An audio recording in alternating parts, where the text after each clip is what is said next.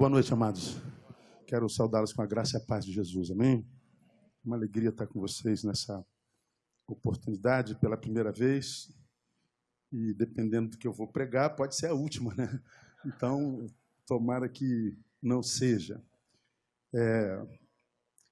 Estou vendo tanta gente de Betânia aqui, e eu não anunciei em lugar nenhum que eu vim aqui. E eu não sei o que vocês estão fazendo aqui.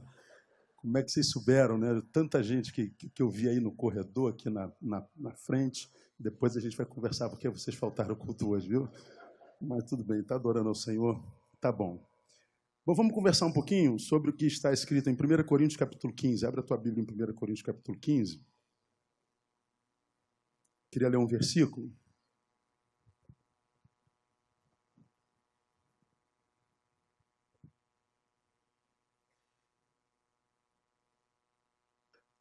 O verso 19, que eu acho que vocês conhecem muito bem. Acho que até é de cor e salteado. Eu queria emprestar do cérebro de vocês, queria que vocês pensassem comigo agora. Já celebramos, agora vamos celebrar. Vamos raciocinar um pouquinho sobre a palavra. Vocês estão numa campanha de alcançando as causas impossíveis, alcançando o impossível de Deus. E existe alguma coisa impossível para Deus, sim ou não? Não. Mas existem algumas coisas que são impossíveis de acontecer na vida de algumas pessoas, mesmo sendo servo de Deus. Há muita gente, há muito servo de Deus que vive carência de tudo, falta de tudo.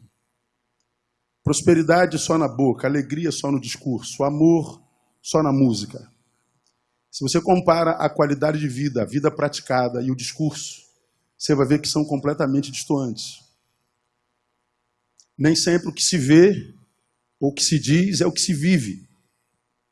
Qual o problema disso? Que nós vivemos numa sociedade, numa geração que não enxerga, não ouve com os ouvidos. Nós vivemos numa geração que ouve com os olhos. Eles acreditam no que veem, porque ninguém acredita no que se fala mais hoje. A gente não acredita em político, a gente não acredita em pastor, a gente não acredita no vizinho, a gente não acredita... Tem gente que não acredita nem no marido, nem na esposa.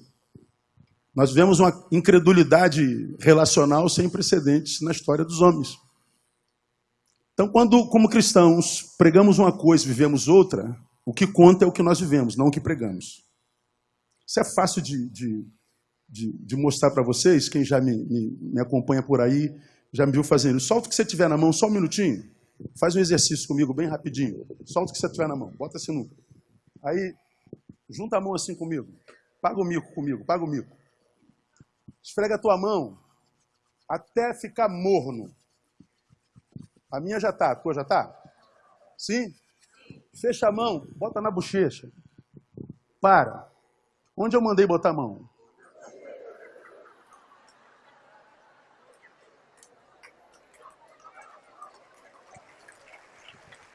Veja, eu mandei botar a mão aonde? 99% de vocês botou aonde? No pescoço. Por que botou no pescoço? O que eu faço fala muito mais alto do que eu digo. Dá para entender?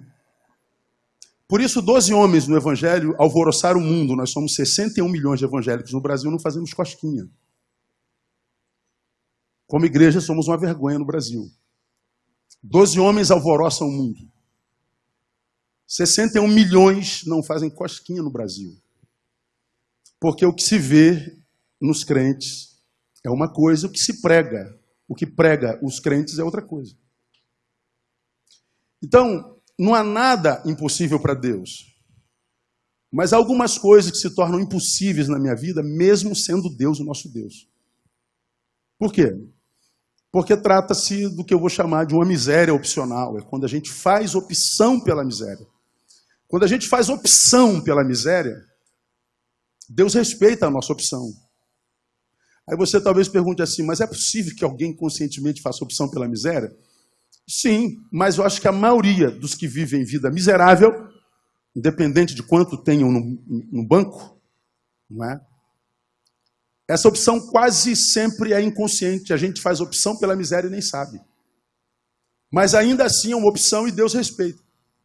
A gente só não sabe por falta de reflexão. esse versículo que eu vou ler com vocês fala exatamente sobre isso. Só que eu acredito que você nunca leu esse versículo nesse prisma. Olha o que está escrito aí, 1 Coríntios 15, verso 19. Se é só para esta vida que esperamos em Cristo, somos de todos os homens os mais dignos de lástima. Se é só para esta vida que esperamos em Cristo, noutra versão, somos de todos os homens os mais dignos de pena. A versão mais comum, se é só para esta vida que esperamos em Cristo, somos de todos os homens os mais miseráveis. Paulo está dizendo que há um grupo dentre os miseráveis que é o mais miserável de todos. Quem é o grupo mais miserável? Quem são os mais miseráveis a partir da visão de Paulo? São aqueles que esperam em Cristo só para esta vida. Se é só para esta vida que esperamos em Cristo, somos de todos os homens os mais miseráveis. Agora, o que me choca nesse texto é que Paulo não está dizendo o que não espera em Cristo é o miserável, o que não crê em Cristo é miserável, o que crê em outro Deus que não é em Cristo é miserável. Não, Paulo está dizendo que miserável é quem espera em Cristo, ou seja, acredita nele, tem esperança nele, canta a respeito do seu nome, prega a respeito da sua palavra, mas diz que de uma determinada maneira. Então eu posso crer em Cristo, esperar nele e a despeito disso ser miserável. Por quê? Porque esse é o tipo de miséria opcional. Não é esquisito isso? Para ou continuo? Continuo. É mais ou menos como 48:10 de Jeremias, né? Jeremias diz lá que maldito todo aquele que fizer a obra do Senhor relaxadamente. O profeta diz, não é maldito quem não faz a obra do Senhor. Maldito é quem faz relaxadamente. Como quem diz, é melhor não fazer do que fazer de qualquer jeito. Paulo está dizendo, é melhor não esperar em Cristo de uma certa forma, do que é melhor não esperar em Cristo do que esperar de uma determinada forma. Se é só para esta vida que esperamos em Cristo, somos de todos os homens os mais miseráveis. Lembra? Ele está escrevendo à igreja de Corinto. As duas cartas de Paulo a Corinto são cartas exortativas. São cartas nas quais ele dá chicotada na igreja. Ele tenta trazer a igreja para o equilíbrio de novo, porque a igreja tinha se desequilibrado. A igreja se perdeu. Eu explico isso bem rapidinho para chegar onde eu quero chegar. Deixa eu situar você na cidade de Corinto. Corinto era uma cidade cosmopolita. Na época, uma das maiores cidades do mundo. Por que era cosmopolita e uma cidade, uma das maiores do mundo? Porque ela tinha 2 portos. E por isso ela era rica em comércio. Seu comércio era sem precedentes no mundo naquela oportunidade. Porque a partir dos portos que ela tinha, vinha gente do mundo inteiro comercializar a sua produção em Corinto. E vinha gente do mundo inteiro comprar em Corinto. Então era uma cidade muito, muito rica, muito próspera. Chegou a ser a capital da Grécia romana, quando Roma estava no seu império, estava na sua pujança, dada a importância que Corinto tinha. Tinha, em média, dizem os historiadores, em torno de 800 mil habitantes naquela época. Era uma Nova York de então. Se fosse a nível Brasil, seria uma São Paulo, uma mega cidade. Por causa disso, pluralidade religiosa sem precedentes. Era uma cidade que tinha todo tipo de religião, tinha todo tipo de Deus, tinha todo tipo de crença, tinha todo tipo de fé. Então vivia um sincretismo religioso sem precedentes. Para você ter uma ideia, a cidade edificou o templo para Apolo, para Dionísio, para Artemise, Diana, Vêneres, Poseidon, Zeus, Júpiter, Afrodite. Então era uma cidade sincrética. O templo mais famoso é o de Afrodite, a deusa da prostituição, a deusa do amor, a deusa dos bacanais. Então era uma cidade carnificada.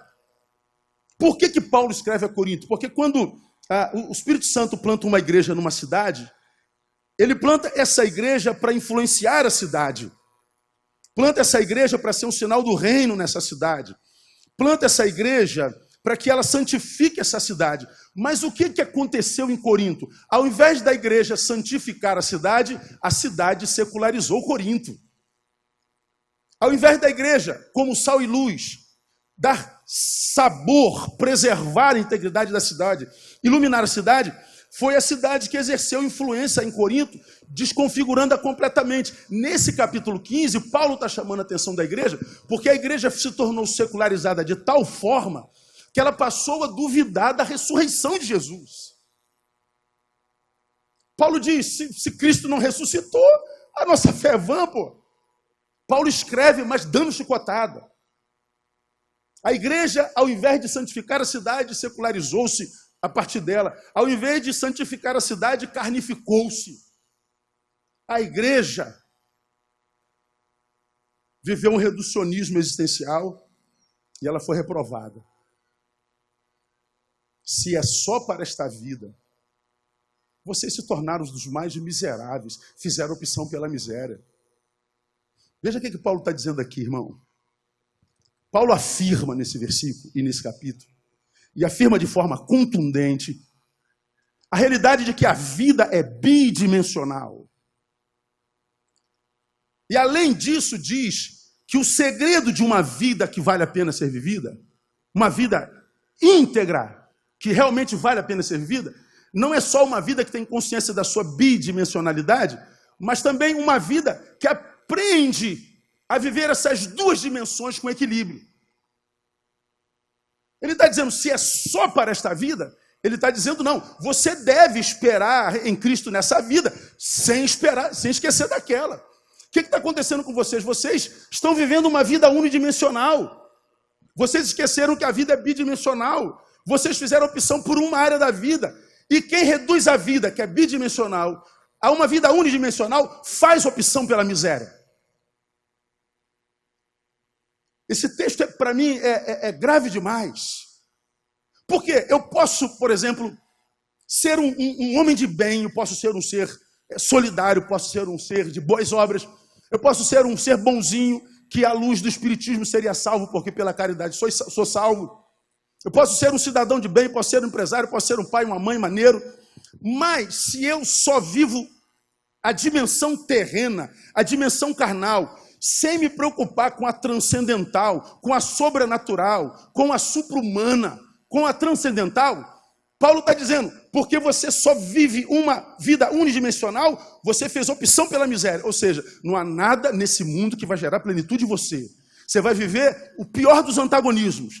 Tem tudo, mas o tudo não basta. Tem tudo e a tua vida não presta, você quer desistir dela. Tem tudo e não sabe por que está tão vazio e angustiado. Tem tudo e não sabe por que a vida não se torna uma vida celebrativa. Por quê? Porque você vive uma vida unidimensional. Fez opção pela miséria. Mas há também outra vertente. Há um monte de gente, principalmente da nossa fé, que gosta de viver em Cristo, mas só na transcendentalidade, na vida espiritual, vendo anjo de fogo, bola de fogo, espada de fogo, varão de fogo, é fogo para todo lado. É o pessoal que gosta do poder, da unção, da glória, da campanha, que gosta do reteté, e o Espírito Santo vai fazer, e a gente fica agitado, a poder desse lugar. Pois é, mas é gente que vive desse lado de cá, nessa espiritualidade contemplativa, mas que não encarna no dia a dia, que não se transforma em vida praticada, que faz dele um ungidão, mas não faz dele um bom pai, não faz dele um bom marido, um bom filho, que faz dele alguém que vê anjo, que vê bola de fogo, que vê tudo de fogo, mas é empregado salafrário, é patrão injusto. Bom, então se você só fez opção por essa dimensão, fez opção pela miséria. Então eu posso ter um cidadão de bem, que não tem transcendência, miserável, e eu posso ter um super crente, miserável. Porque vive a vida unidimensional. Paulo está dizendo que a vida é bidimensional. Veja que sinistro. A igreja brasileira é dividida em duas vertentes prioritárias. Tem os tradicionais e os pentecostais, nas suas muitas vertentes. Os reformados e os não. Os daqui do reteté, esse que eu falei, que gosta é do arrepio. O culto já começa assim, ó, já vejo bolas de fogo nesse lugar, varão nesse lugar aqui. E o Senhor vai queimar você nessa noite. Deus tem uma bênção para você nessa noite. Os teus inimigos vão bater em retirada. Deus vai envergonhar aqueles que te perseguem. Quem te viu na prova não te ajudou, Deus vai vingar. E a gente começa a arrepiar, cara. Meu Deus, há fogo nesse lugar. O bagulho vai pegar, o diabo vai sair correndo. E a gente fica maluco. E a gente gosta disso. Há fogo nesse lugar. Do lado de cá, tem os nossos irmãos politicamente corretos. Pessoal da filosofia, da teologia, da antropologia, pessoal da missão integral, que acha que o que Jesus faz é através da sociologia, da política, é o pessoal que gosta de obras, que gosta de tudo mais, é o pessoal da cerebração, é o pessoal do raciocínio, é o pessoal que gosta de falar difícil, é o pessoal que tem aquelas performances maneiras. Aí essa igreja está dividida. Do lado de cá tem aqueles do fogo que diz, esses irmãos reformados, esses batistas e presbiterianos, isso não é batizado no Espírito Santo, isso é batizado no ácido sulfúrico. Isso não é primo, isso é irmão, isso é geladeira. O do lado de cá diz assim, não, filho, o que você não consegue enxergar porque você não tem cérebro, você é só epiderme, derme. Você sabe o que está acontecendo? Tem um crente do fogo miserável com um crente politicamente miserável discutindo quem tem mais razão. Mas são dois miseráveis. Porque vivem vida unidimensional.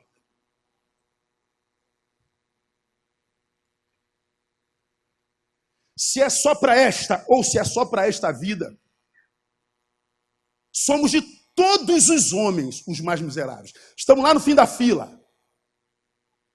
Se eu fiz opção pela miséria, não há como Deus não respeitar a minha opção. Por isso tem tanto crente miserável.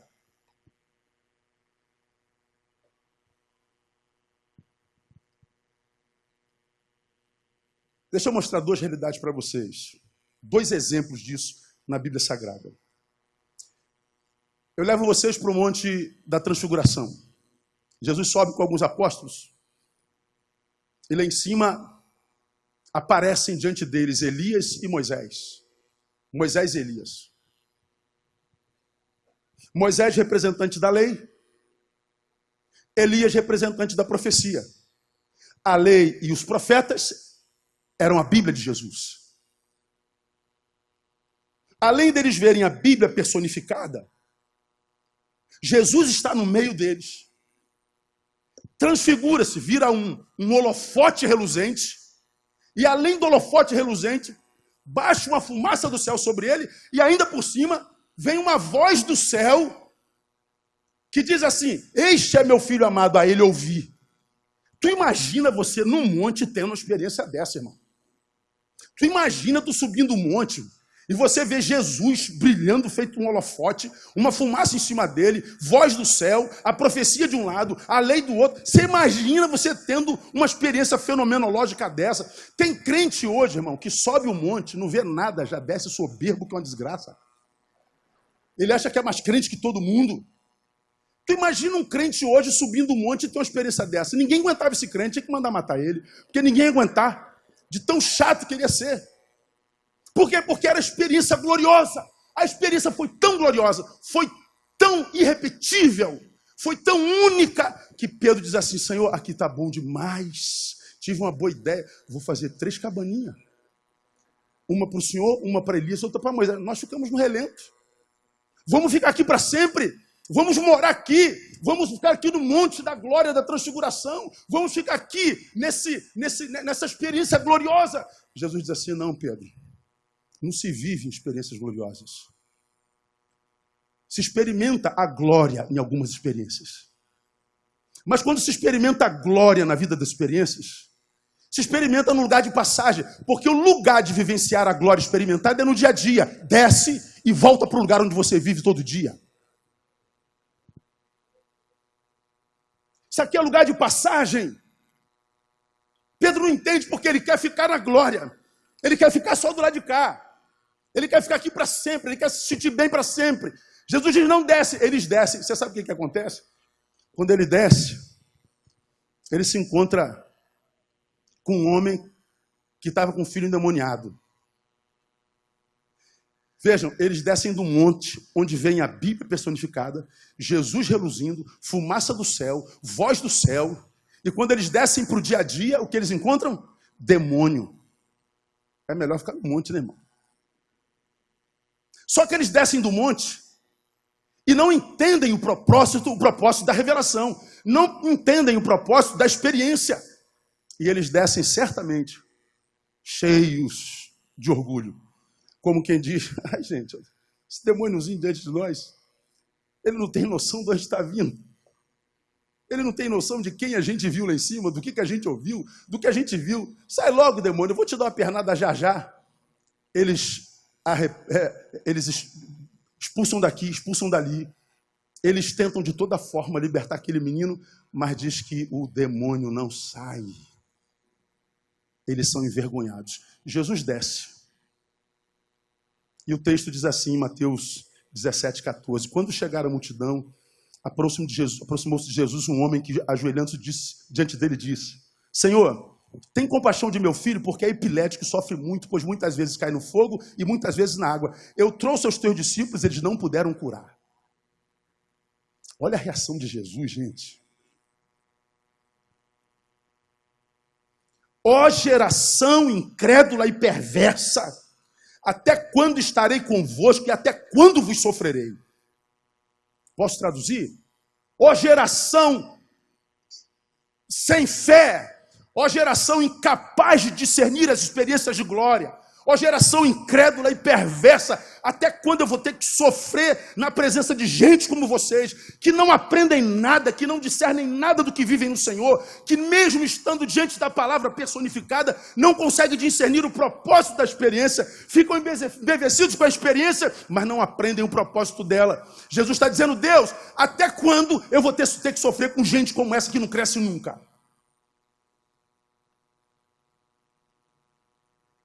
Tem um tipo de crente de quem Jesus tem raiva.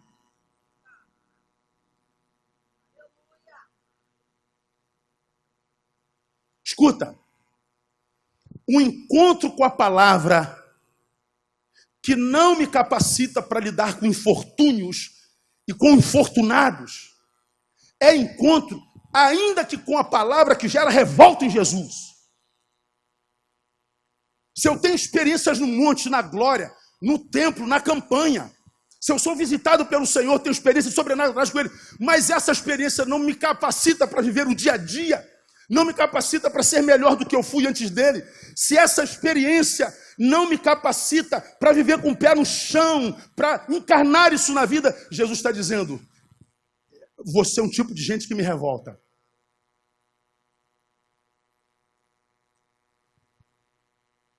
Se isso é verdade, o que Jesus sente por você, por mim? Será que ele sente paixão, orgulho ou vergonha de nós?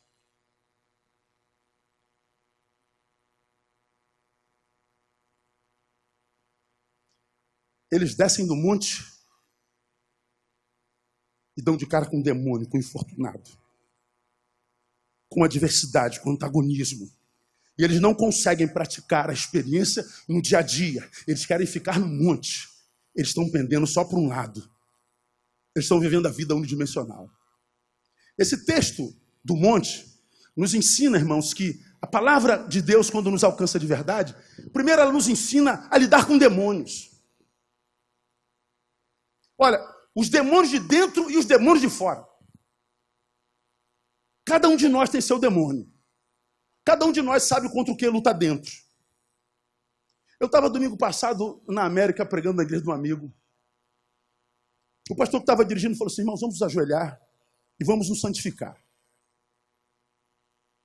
Ele falou assim, eu queria que você se ajoelhasse e pedisse a Deus que tirasse aquilo que você tem dentro que te atrapalha de ter uma comunhão maior com Ele. Bom, eu me ajoelhei. Eu fiquei pensando aqui, o que me atrapalha ter comunhão com Deus? Eu lembrei de algumas coisas que eu tenho dentro de mim.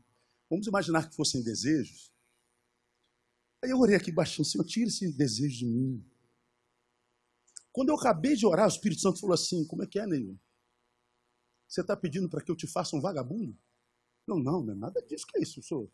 O Espírito Santo não traduziu minha mensagem? Ele explicou. Vamos imaginar que o que eu quero que Deus tire de mim seja isso aqui, ó. Vamos imaginar que isso aqui seja meu desejo. Que eu diga assim, Deus, esse desejo me atrapalha de me relacionar contigo. Essa minha fraqueza me atrapalha de me relacionar contigo.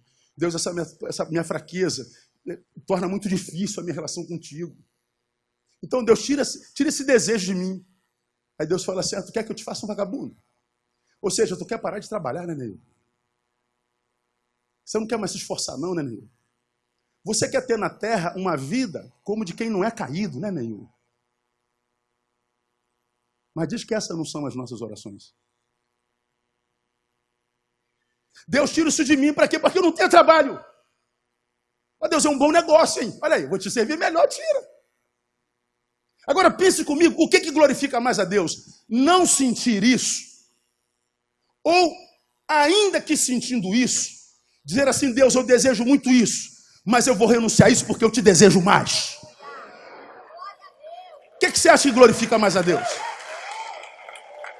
Há muita coisa que nós pedimos para Deus tirar de nós, que o que nós estamos pedindo é, tira o meu trabalho. Estou cansado de trabalhar, estou cansado de lutar. Sabe o que acontece? Algum de nós sucumbe a isso aqui e diz, o culpado é Deus. Nós somos caídos. E algumas coisas nós vamos carregar até o fim da vida. Paulo foi trasladado ao terceiro céu, viu coisa que nenhum homem deveria ver. Ele disse, eu tinha direito de me exaltar, mas Deus permitiu que um demônio me bofeteasse com um espinho na carne. E eu pedi para ele tirar esse espinho quantas vezes eu pudesse, mas ele disse, não, Paulo, esse espinho você vai ter que carregar até a morte. Com esse demônio você vai morrer, meu filho. Mas não tem problema nenhum, eu vou aumentar a graça. Aí Paulo entendeu, é verdade, eu não preciso de me livrar de demônios, eu só preciso estar debaixo da graça. A tua graça me basta. Escuta, o nosso problema não é o demônio que a gente carrega dentro, nem nossas fraquezas. É que a nossa vida se tornou unidimensional. Nós nos afastamos da transcendência quando nós temos problema aqui na imanência. O problema é que quando nós estamos com problema, nós abandonamos a Deus e só o buscamos para resolver o nosso problema. É como uma noiva de Jesus, mas uma noiva que quer lhe dar o golpe do baú. Está interessado no que ele tem, no que ele pode fazer e não no que ele é. Precisamos respeitar a inteligência de Deus. Ele sabe com que intenção nós o buscamos. Quando a palavra de fato entra, me capacita para lidar com os meus demônios. Quando a palavra entra, me capacita para lidar com um demônio que não é meu, mas é o outro. Porque o outro quase tudo é demônio na nossa vida hoje. É muito demônio para todo lado. Dá uma olhadinha para o lado. Tem nada a ver com demônio, está do teu lado dele. Quantos aqui tem animalzinho de estimação? Levanta a mão assim. Quem tem animalzinho de estimação? Acho que a maioria de nós. Quem tem cachorro sabe que é filho, não é verdade, não é? Eu tenho Shadow Barreto lá em casa. 14 anos. Paixão. Eu costumo dizer que... Ó, tem um monte de ovelha minha aqui. Eu costumo dizer que eu amo meu cachorro mais do que um monte de ovelha minha. Não morro de culpa não, porque tem um monte de ovelha minha que ama mais o cachorro dele do que o pastor deles. Tá tudo certo. Tá mais fácil amar o cachorro do que gente hoje. Fala a verdade, Lucas. É ou não é? Tá difícil amar gente hoje, irmão. Tá difícil. Como você leu na semana passada, a mulher tem filho, não quer ter filho, bota no micro-ondas e acende.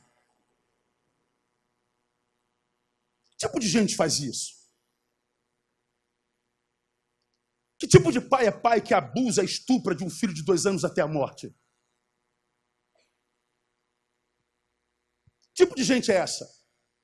O outro na Bíblia era alguém a quem deveríamos amar como a nós mesmos. Quanto que você se ama, Neil? Então é quanto você deve amar esse irmão que está do seu lado. Agora está fácil amar alguém hoje? Não está fácil não, irmão. O outro que nós deveríamos amar hoje é o outro que nós tememos. Nós temos medo um do outro. Pô, estou aqui, passando aqui no recreio, com o meu carro, vidro fechado, e aquele G5 de película, carioca, né? Estou aqui, ó, distraído, ouvindo minha música. De noite, para uma moto com 2 caras. O cara bate assim, ó, toque, toque, toque. Pô, chega a dar aquele gelo. Eu já estava esperando, perdeu. Pô, mas deu um gelo. Aí eu abri o vidro, o cara fala assim, a paz do senhor, pastor. Meu irmão, Lucas, você não sabe o que vem na minha boca. Sabe, né? Sabe. Você imagina o que vem na minha boca, não vê? Rapaz, que vontade de... Oh, Jesus, tem misericórdia. O meu demônio me tomou, que eu quase que ele se manifesta. Falei, pô, brother, Rio de Janeiro, uma moto com 2 caras, tu para me dar paz do Senhor? Que paz do Senhor nada, rapaz. Fala comigo domingo, tá maluco, cara? Desculpa aí, vai embora daqui, não tem paz do Senhor nada, não. Droga. O que a gente sente pelo outro hoje? Medo. A solidão hoje é quase uma imposição para a sobrevivência. A gente vai se afastando para sobreviver, para não adoecer, porque as relações são furtivas, nos roubam de nós somos roubados de nós.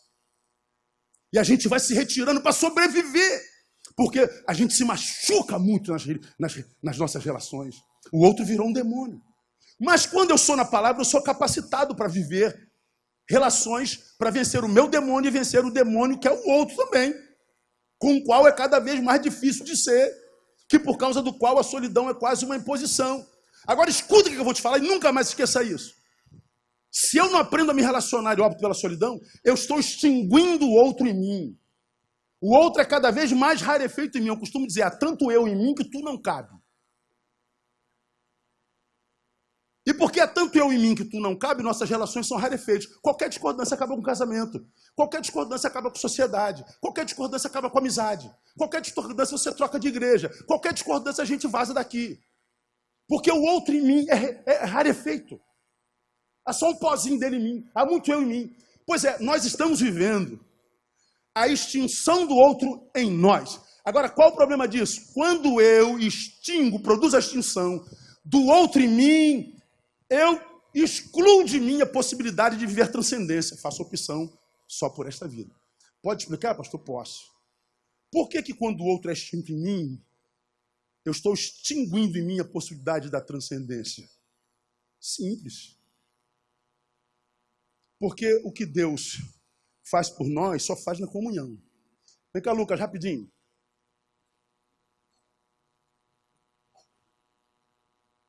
Eu, tu. Quando eu e tu nos unimos, se transforma em quê? Nós. Só quando eu e tu se transformam em nós, que podemos orar, Lucas. Pai nosso. Não existe pai meu e pai teu.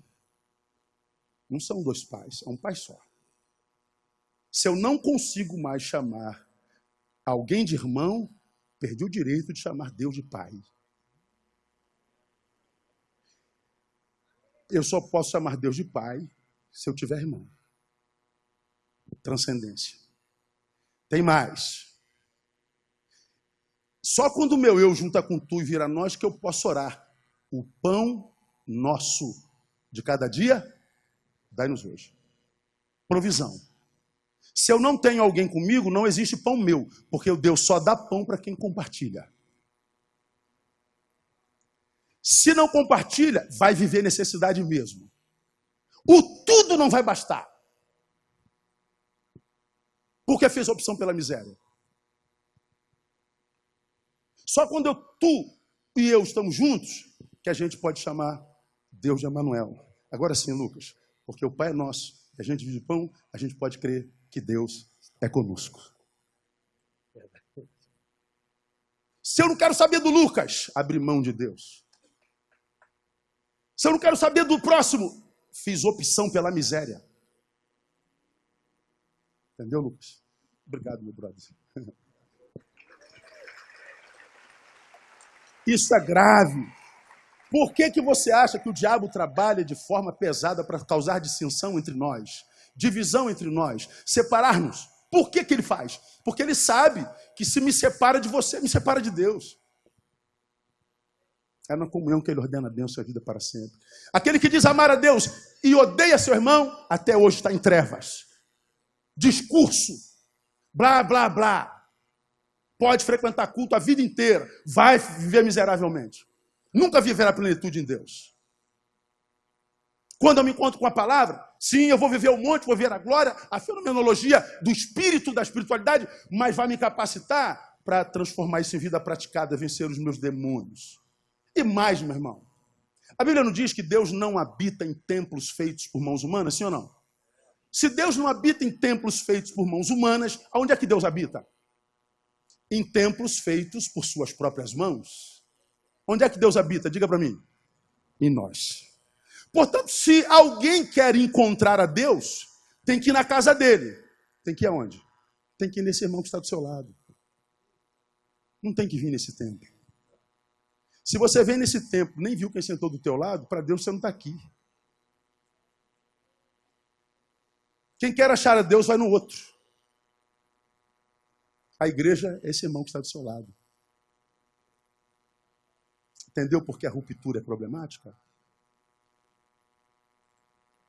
Mas, quando eu me encontro com a palavra, eu estou capacitado para vencer o demônio, o meu, o teu, e para vencer o tal do si mesmo, que é vencer o meu eu. O si mesmo na palavra deve ser negado, não deve? Aquele que quer vir após mim, negue-se a si mesmo, depois vem. Porque quem vem após mim, consigo, no lombo, ainda que esteja após mim, vai se frustrar. Ele está dizendo, resolva-se consigo, depois você vem. Para que depois você não diga que o problema sou eu. Aí tu vê essa geração de gente frustrada com Deus. Pastor, eu estou muito triste com Deus, estou frustrado com Deus, estou magoado com Deus. Pastor, eu estou com Deus. Meu Deus, como que pode alguém se frustrar com um ser que é perfeito? Que é o mesmo ontem, hoje e será eternamente. No qual não há sombra de variação nem mudança. Como é que pode se frustrar com Deus? Não, não se frustra com Deus. Frustra com Deus que você criou. Com Deus que é criação tua. Não foi Deus que te criou, você que criou seu Deus. E o Deus que você criou é um Deus com o qual você se encontra e que você imagina que porque se encontrou com esse Deus que você criou, você imagina que se encontrou com uma fonte de realização dos nossos desejos. É como quem encontrasse uma lâmpada mágica. Quais são os teus pedidos, filho? Não, quando você encontra com Deus, você não se encontra com uma fonte de realização de desejos. Você se encontra com uma missão. Você acha o teu lugar no mundo. Para que você nasceu? Se encontrar com Jesus, se encontrar com trabalho. Não é com a lâmpada mágica de Aladim Gospel. Esse Deus você que criou. Nele eu sou capaz de lidar com o seu não. Nele eu sou capaz de entender a sua vontade para mim, mas eu só entendo isso quando o si mesmo é negado. Negue-se a si mesmo. E qual o problema? O si mesmo que devia ser negado, hoje é idolatrado. Nós vivemos nessa geração uma overdose de si mesmo. Overdose de si mesmo. É só você ver quantas fotos você tira por dia e quanta publicação a respeito de si mesmo você promove. Qual é a parte mais conhecida do corpo humano hoje? É o bico. Eu odeio bico de gente, odeio bico. Eu quase paro de beijar minha esposa, porque eu sou traumatizado com bico. A gente beija de língua para não fazer bico, entendeu? Eu acho uma retardadice. O ser humano está aqui o tempo inteiro, para no meio da rua. Você está almoçando, tira foto. Você está no banheiro, tira foto. Você está na rua, tira foto. E vai publicando. Publica. O si mesmo, a tua imagem. E você fica lá vendo quantos likes. Adoração. Aí você diz, isso não é doença. É doença. Só que virou comum, a gente diz que não é mais. Fica aí um mês sem produzir uma imagem sua. Fica um mês sem entrar no teu Facebook, ver se você consegue. O si mesmo é idolatrado. É uma overdose de si mesmo.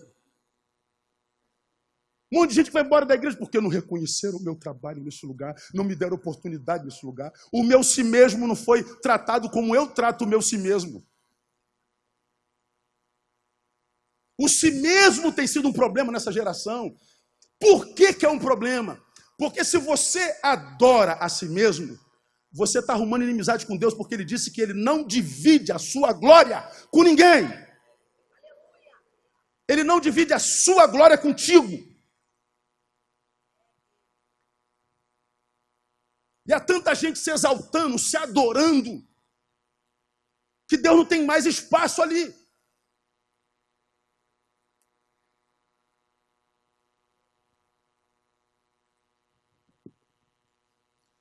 troca-se Jesus por nós no lugar de honra da nossa vida. E a gente perde a natureza do Evangelho. O Evangelho é a capacidade que Deus nos deu para que a gente aprendesse a assumir.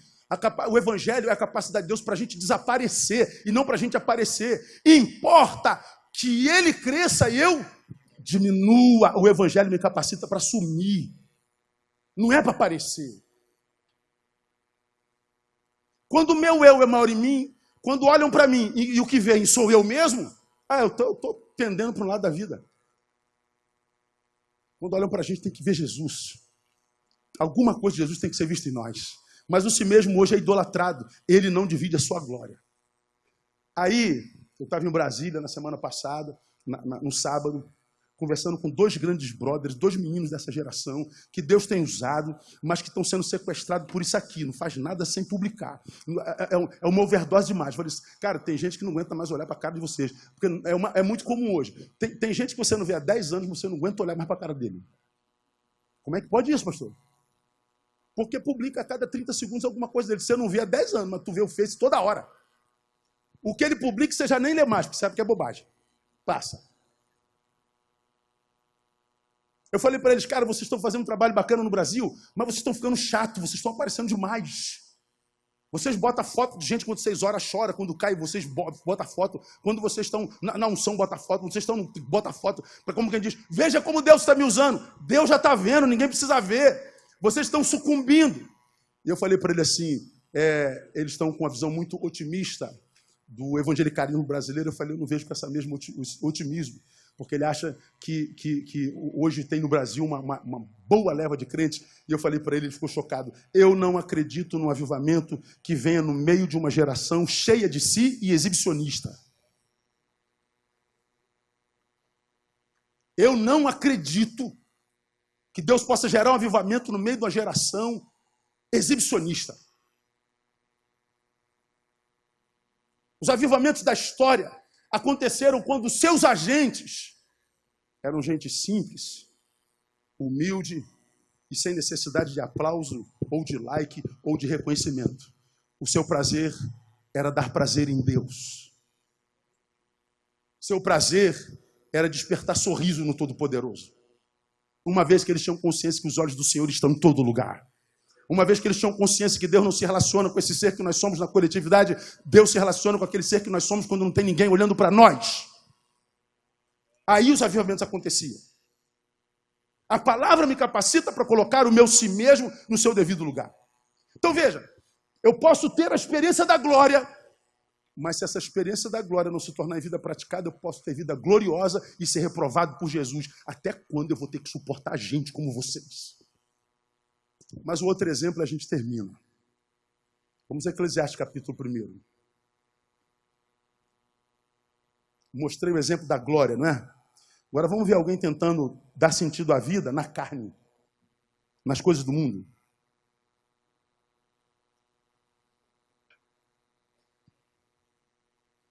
Eclesiastes capítulo 1, texto escrito por Salomão, o mais sábio dos sábios,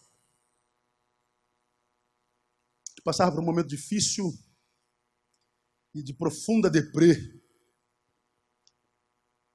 E para quem a vida perdeu totalmente sentido.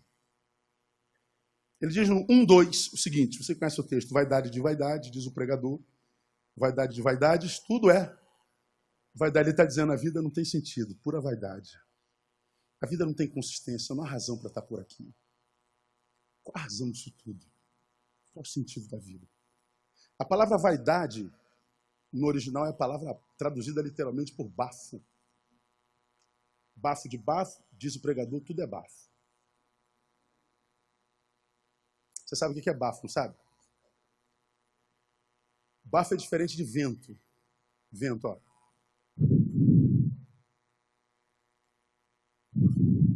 Há poder no vento ou não há?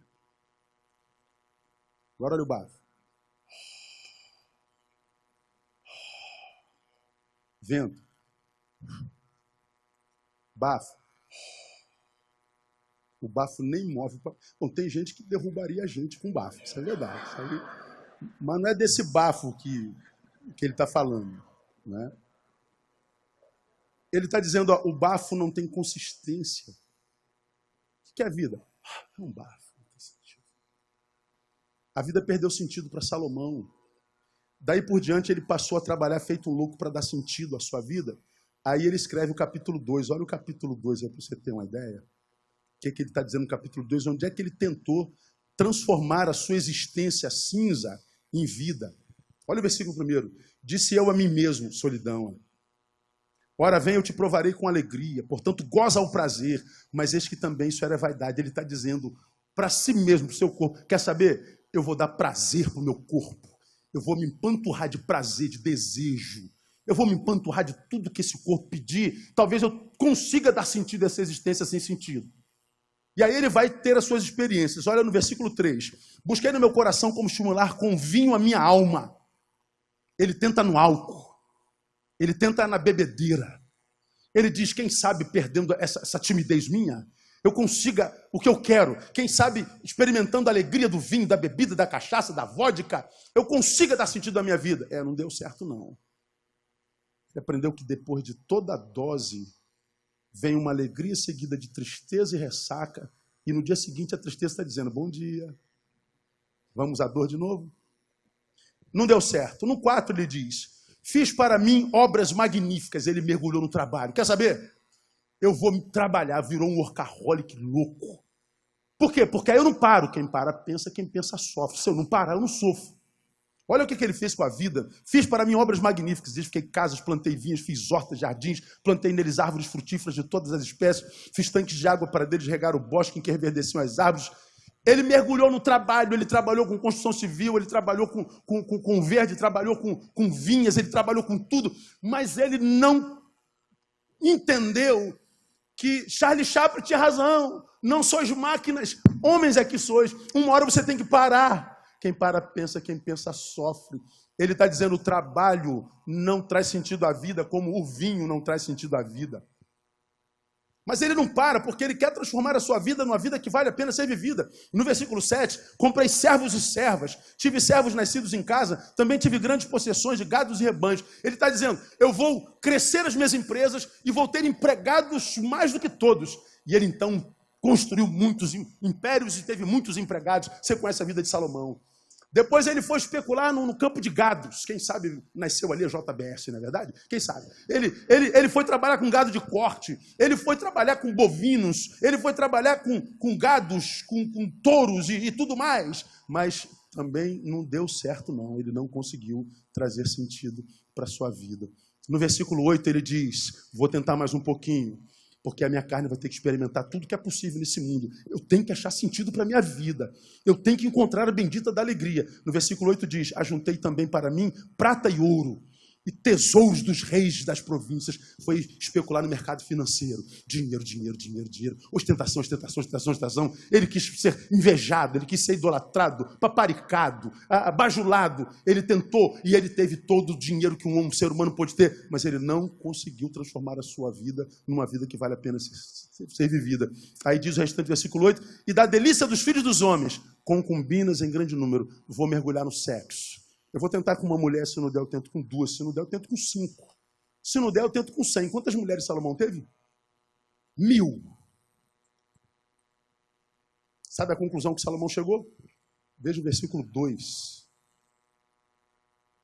Do riso disse, está doido. E da alegria, de que me serve esta? De um lado está o santarrão, tendo experiências gloriosas. Fez opção pela miséria porque esqueceu de materializar isso, transformar a vida praticada. Do outro lado está o carnificado, que diz, Deus não existe, que espiritualidade é coisa de crente burro, é de gente idiota. Eu não tenho que saber de vida transcendental, metafísica, supra-humana. A vida é aqui, a vida é isso aqui. Então, dê prazer para esse corpo. Aí você vê essa geração mergulhando no prazer do corpo, uma loucura sem precedentes. Agora estão querendo fazer as crianças de objeto sexual, porque o que eles querem é criança, e criança para uso sexual. Quando você vê aquela arte no MAN, com a criança tocando no corpo da criança, do adulto, o que eles querem é tornar comum o toque da criança no membro masculino. Porque tocar na pezinha, o pé do adulto, a criança já viu no pai. O corpo do adulto, a criança já viu no pai. O braço do adulto, a criança já viu no pai. A criança não viu o membro do pai. Eles botam o homem nu e diz, em nome da arte, a criança, quem sabe, pode tocar no membro e fica comum. Maldade. É porque eles já experimentaram de tudo no campo material. No Canadá, a zoofilia já foi legalizada. Porque é uma geração que perdeu transcendência, tenta dar sentido à vida experimentando de tudo na carne. Só que a palavra está dizendo, você fez opção pela miséria, porque está vivendo uma vida unidimensional. Se você não vive uma vida bidimensional, entendendo que você é carne, mas não é só um pedaço de carne, há uma alma aí dentro que precisa de transcendência. Mas se você não entende que você não é só uma alma, tem um corpo que precisa de ser tratado e respeitado, você fez opção pela miséria. E quem faz opção pela miséria tem o respeito de Deus.